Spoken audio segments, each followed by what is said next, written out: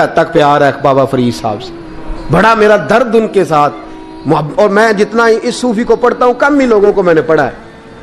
حضرت بابا فرید کے پیر اور خواجہ معین الدین صاحب کے خلیفہ, کیا نام ہے؟ خواجہ قطب الدین. مکتب میں پڑھتے گئے نا, پہلے دن 4 سال کی عمر تھی تو قاری صاحب نے الف با تا سا پڑھایا تو انہوں نے 15 سپارے قرآن پاک کے سنا دیے. تو کہنے لگے بیٹا تجھے کیسے آئے؟ کہنے لگے میری اماں 15 سپاروں کی حافظ ہے, وہ سارا دن قرآن پڑھتی رہتی تھی, مجھے سن سن کے یاد ہو گیا ہے. یہ بالا نگالا یاد ہو سکدیاں نے تو قرآن پاک بھی یاد. اللہ خیر کرے, شرط یہ ہے کہ ہم گھر میں قرآن پڑھیں, بچوں کو سن سن کے بھی یاد ہو ہی جاتا ہے. خواجہ قطب الدین اتنا عروج پایا اس شیخ کامل نے کہ وقت کا بادشاہ بھی مرید ہو گیا. سلطان شمس الدین التمش مرید تھا, دلی کا بادشاہ بھی مرید تھا, اجمیر کا بادشاہ خواجہ معین الدین صاحب کا مرید نہیں ہوا, نہ پاک پتن کا بادشاہ بابا فرید کا مرید ہوا. لیکن خواجہ قطب صاحب کو اللہ نے یہ عظمت بھی دی, یہ شان ہے نا. اگرچہ صدقہ سارا خواجہ معین الدین کے قدموں کا ہی تھا, لیکن دلی کا بادشاہ مرید ہوا, اور اتنا اعلیٰ مرید ہوا کہ جب خواجہ قطب الدین صاحب کا وصال ہوا تو 3 شرطیں لگائی تھی. فرمایا میرا جنازہ وہ پڑھائے, جب سے توبہ کیا پھر اس کا سینے بد حرام کے لیے نہ کھلا ہو, اور جب سے توبہ کیا پھر لقمہ حرام اس کے گلے سے نہ گزرا ہو, اور جب سے توبہ کیا پھر کبھی نماز تہجد بھی قضا. بڑے بڑے صوفی میری طرح کے گردن جھکا کے کھڑے ہو گئے. 7ویں صف سے دلی کا بادشاہ نکل آیا, کہنے لگا پیرا ساری زندگی میں نے پردہ داری سے عبادت کی تھی, تو جاتی دفعہ مجھے بے نقاب کر گیا ہے. اتنا بڑا انہوں نے شخص تیار. اور حال یہ تھا, لوگ کہتے ہیں کہ فلانا آدمی امیر آدمی ہے تو حضرت صاحب کا تعلق پیر صاحب کا تعلق زیادہ ہے, تو اس کی عمارت نہ دیکھ, کبھی کبھی اس کی پرہیزگاری بھی دیکھ, اس کی خدمت گزاری بھی دیکھ. خواجہ قطب الدین صاحب پہ بھی الزام لگتے رہے. ایک الزام یہ بھی لگا کہ قریب چلے گئے. ہوا کیا, جب بادشاہ مرید ہوا تو کہنے لگا حضرت جی میں نے بادشاہی نہیں کرنی, میں نے اب خانقاہ میں رہنا ہے. تو فرمایا بیٹا تو چھوڑ دے گا تو کوئی ظالم بیٹھ جائے گا. تو حضور پھر کیا حکم ہے؟ فرمانے لگے تو نے کرنی ہے. تو کہا حضور آپ وہ کہاں ہوتے ہیں, میں کہاں ہوتا ہوں, دل ہی نہیں لگتا. تو آپ فرمانے لگے میں ڈیرا اٹھا کے تیرے قریب لے آتا ہوں. خواجہ صاحب 1 کلومیٹر کے فاصلے پر ڈیرا اٹھا کے لے آئے.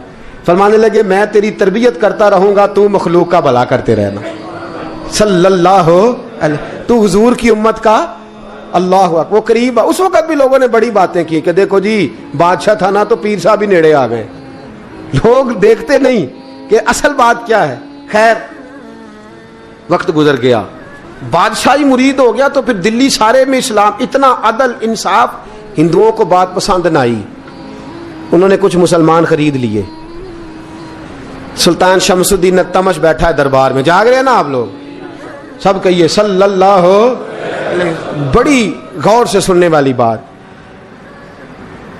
ایک دن سلطان شمس الدین تمش دربار میں بیٹھا ہے, قاضی عدالت بھی بیٹھے ہیں, مقدمات سنے جا رہے ہیں. باہر سے رونے کی آواز آنے لگی, چیخنے چلانے کی. بی بی بیان کر رہی, کیا ہو گیا کیا ہو گیا.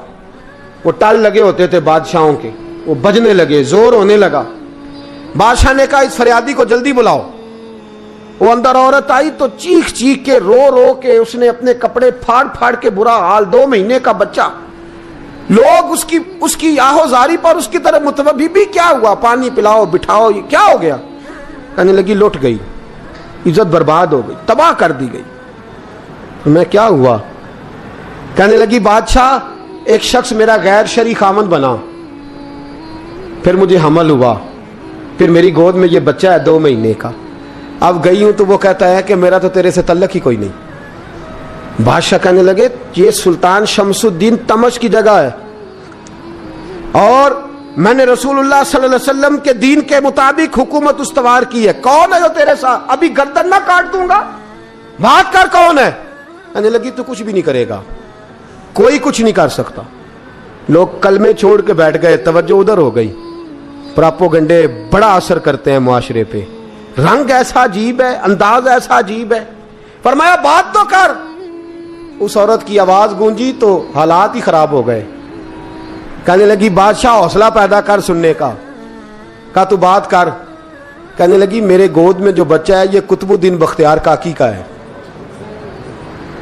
یہ تیرے پیر کی ناجائز اولاد ہے۔ اٹھاؤ، پروفیسر سلیم چشتی نے پی ایچ ڈی کی ہے، وہ لکھ رہے ہیں اس واقعے کو، تیرے پیر کا ناجائز بچہ ہے۔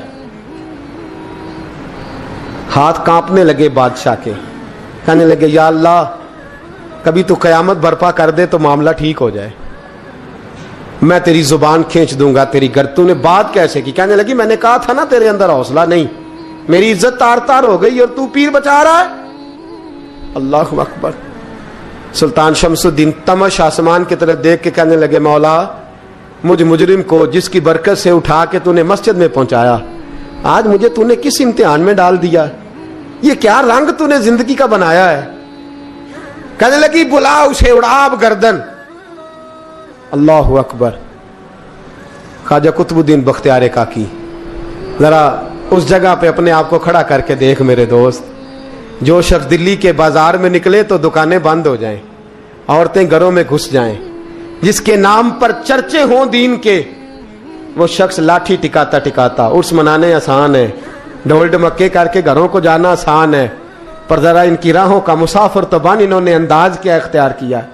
حضرت خواجہ قطب الدین بختیار کاکی، خبر پھیل گئی، اتنی شہرت پاکیزگی کی نہیں ہوئی تھی جتنی اس جرم کی ہوئی۔ لاٹھی ٹکاتے ٹکاتے جب پہنچے نا بادشاہ کے دربار میں، بادشاہ اٹھنے لگا، قاضی اٹھنے لگا، لوگ اٹھنے لگے، تو قطب الدین بختیار کاکی کی آنکھوں میں آنسو آئے، مانے لگے بیٹو بیٹھ جاؤ، آج میں پیر بن کے نہیں آیا، میں مجرم بن کے آیا۔ اور کہا میرے مالک کا انصاف بھی دیکھو، دلی کا پیر آج دلی کی عدالت میں اپنے نا کردہ جرم کی صفائی دینے آیا ہے، بڑی لاٹھی پہ ٹیک لگائی، دلی کی گلیاں بھی روتی ہیں کہ یہ کیا رنگ، اللہ یہ تیرا کیا رنگ ہے، یہ تے میں گڈی تے ہاتھ ڈور سجن دے، او جے سونا ہی میرے دکھ وچ راز تے میں سکھ نو چولہے ڈاواں، پر یار فریدا کدی بل پہ سونا، یار فریدا جے کدی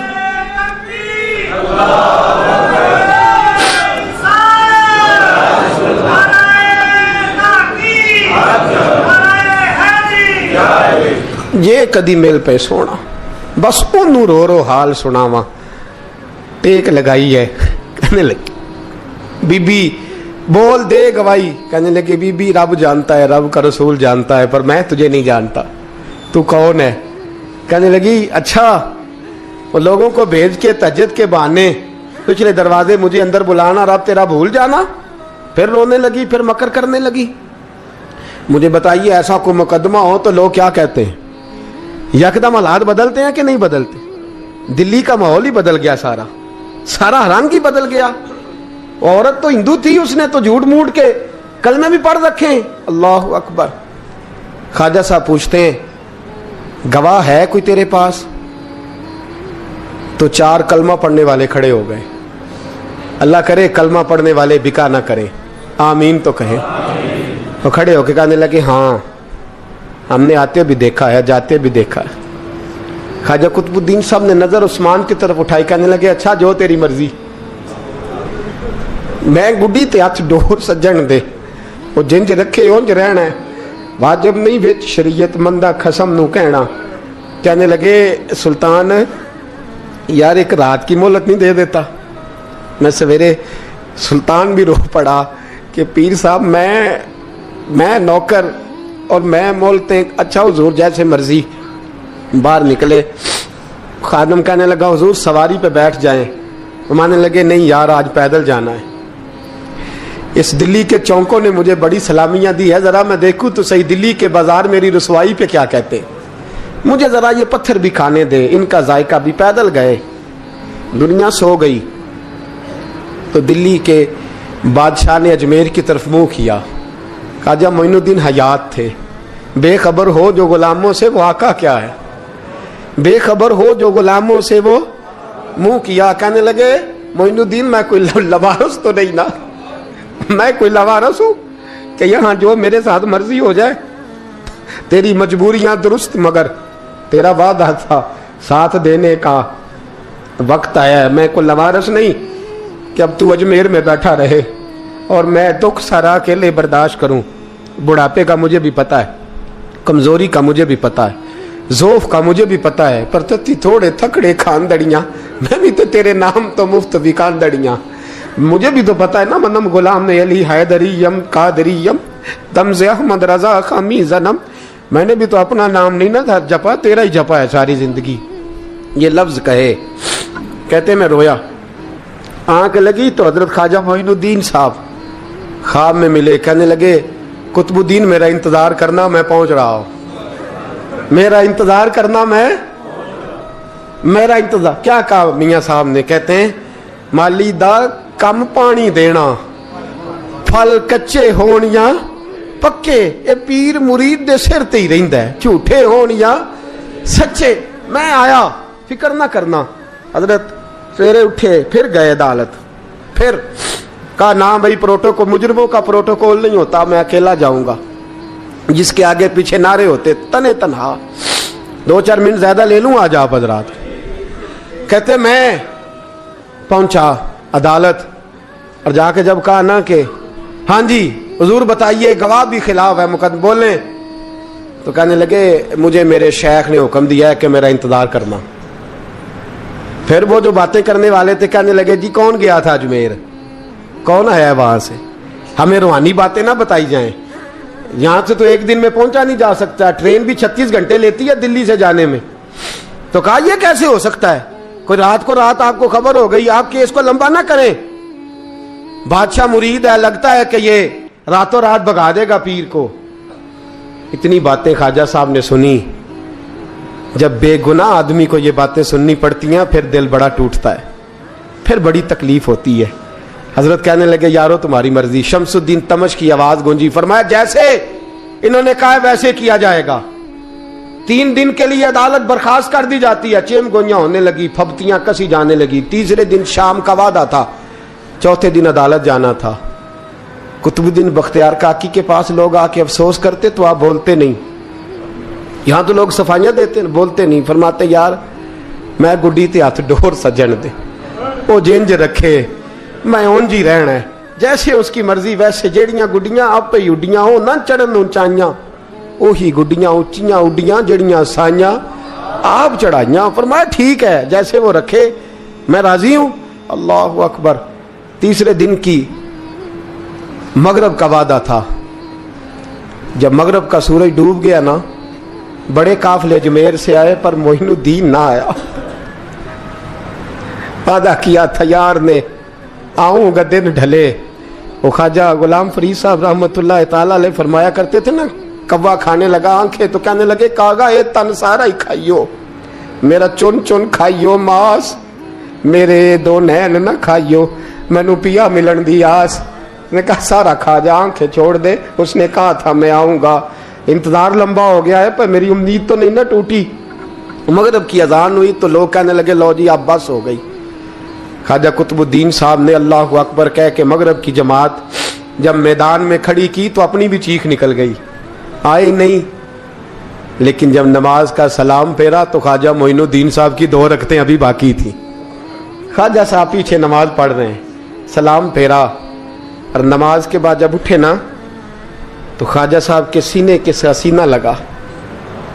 تو کہا حضرت جی میں شہزادہ تھا, آپ نے کہا تھا خشک روٹی کھانا تو میں نے خشک ہی کھائی ہے, آپ نے کہا تھا فاقے کرنا تو میں نے کیے ہیں, آپ نے کہا وطن واپس نہیں جانا تو میں نہیں گیا.